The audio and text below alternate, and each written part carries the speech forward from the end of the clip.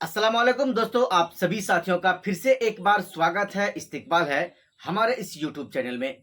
दोस्तों, इस वीडियो में मैं आपको बताऊंगा कि आखिर असदुद्दीन ओवैसी का चर्चा पूरे हिंदुस्तान में इतना ज्यादा आजकल क्यों हो रहा है, इसके पीछे का कारण क्या है, क्यों असदुद्दीन ओवैसी हिंदुस्तान के अंदर 24 मुस्लिम सांसद हैं, लेकिन उन तमाम सांसदों में सबसे ज्यादा चर्चा अगर किसी सांसद का हो रहा है तो वो असदुद्दीन ओवैसी का क्यों हो रहा है। दोस्तों, उससे पहले मैं मोहम्मद असरारुल हक उर्फ सद्दाम हुसैन और आप तमाम साथियों का फिर से एक बार स्वागत है हमारे इस चैनल में। आइए दोस्तों, मौजूदा वक्त में वक्फ संशोधन बिल को लेकर पूरे हिंदुस्तान में हाहाकार मचा हुआ है। मुसलमान इस वक्फ संशोधन बिल को कबूल नहीं कर रहे हैं, हालांकि उसके विरोध में वोट भी कर रहे हैं, ईमेल भी कर रहे हैं और ईमेल के जरिए वह इस वक्फ संशोधन बिल का वो विरोध प्रदर्शन भी कर रहे हैं।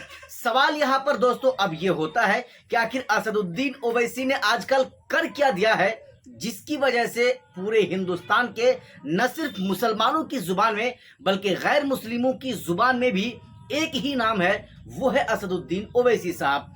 आखिर असदुद्दीन ओवैसी क्या कुछ करते हैं। सांसद तो वैसे पूरे हिंदुस्तान के 543 है, लेकिन तमाम सांसदों में अगर किसी का चर्चा होता है, जुबान जुबान पे अगर किसी का नाम आता है तो वो असदुद्दीन ओवैसी का आता है। दोस्तों, हम आपको इस वीडियो में बताएंगे हिंदुस्तान के पार्लियामेंट के अंदर जब भी कोई बिल लाया जाता है, जब भी कोई बिल को पेश किया जाता है और उस बिल के बारे में वहां पर सोच और गौर व फिक्र होता है, तब असदुद्दीन ओवैसी उस चीज को बड़े गौर के साथ देखते हैं। अगर मुसलमानों का उसमें नुकसान होने वाला है तो भरपूर उसका विरोध करते हैं और जिसके बाद से उनको देखकर जो भी मुसलमान हैं वो सब उस बिल का विरोध करना शुरू कर देते हैं। दोस्तों, यूं तो पूरे हिंदुस्तान में 24 सांसद हैं, मुसलमान सांसद हैं, मुस्लिम सांसद हैं, लेकिन किसी की जुबान इस वक्फ संशोधन बिल को लेकर नहीं खुली है। आखिर बोलेंगे कैसे, क्योंकि वो पार्टी के गुलाम है और पार्टी अगर उनको इजाजत नहीं देती है कि तुम्हें इस बिल के विरुद्ध नहीं कहना है तो साहब कहेंगे कैसे। अब जरा सुनने और समझने वाली बात यह है, असदुद्दीन ओवैसी पूरे हिंदुस्तान में इस काम को बखूबी निभा रहे हैं। लोगों तक इस चीज को, हर इंसान तक उन्होंने पहुंचाने में एक अहम रोल निभाया है कि ये वक्फ संशोधन बिल मुसलमानों के हक में नहीं है, मुसलमानों के हक के खिलाफ है। सिर्फ यही नहीं, ऑल इंडिया मजलिस इत्तेहादुल मुस्लिमीन पार्टी के बिहार के जो प्रदेश अध्यक्ष हैं अख्तरुल ईमान साहब, इन्होंने भी 2 दिन का पूरे किशनगंज जिले का दौरा किया। अपने साथ सैकड़ों गाड़ियां रैली के साथ वो लोगों के पास गए, लोगों को समझाए और लोगों से कहा कि आप लोग बढ़ चढ़ कर हिस्सा लें, मेल करें और इस बिल का विरोध करें। दोस्तों, सांसद मैं आपको फिर से बता रहा हूं, सांसद 24 असदुद्दीन ओवैसी को अगर आप छोड़ दें तो 23 मुस्लिम सांसद होते हैं, लेकिन किसी की जुबान नहीं खुलती है।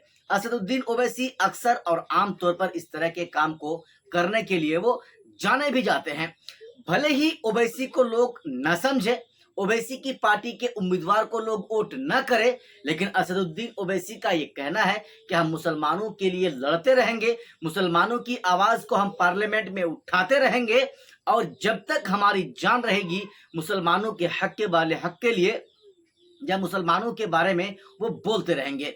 बाकी दोस्तों, कुछ लोग ओवैसी पर ये इल्जाम लगा रहे हैं कि ओवैसी बीजेपी की बी टीम है, ओवैसी बीजेपी की सी टीम है, वो चुनाव लड़ने से बीजेपी को फायदा हो जाता है। इस चीज का फैसला आपको ही हमारे इस वीडियो के नीचे कमेंट बॉक्स में कमेंट करके बताना है कि वाकई में क्या ओवैसी साहब जो मुसलमानों की आवाज को उठाते हैं, वाकई में ओवैसी साहब जो मुसलमानों के हक के लिए बोलते हैं, क्या ओवैसी साहब सही करते हैं या गलत करते हैं। आपको हमें हमारे इस वीडियो के नीचे आपको जरूर बताना है। लेकिन जिस तरह से इस बिल का विरोध किया गया, हम तो अल्लाह से यही चाहते हैं कि यह बिल पास ना हो, यह बिल रुक जाए और मुसलमानों की जो संपत्तियां हैं, वक्फ की जो जायदाद हैं, वो मुसलमानों के पास ही रहे, वो वक्फ के पास ही रहे और ना कि वो मौजूदा सरकार हिंदुस्तान के कब्जे में चला जाए, जिससे कि मुसलमानों को बहुत बड़ा नुकसान का सामना करना पड़ सके। बाकी दोस्तों, आपने हमारा इस पूरा वीडियो को देखा, देखने के लिए आपका बहुत बहुत धन्यवाद।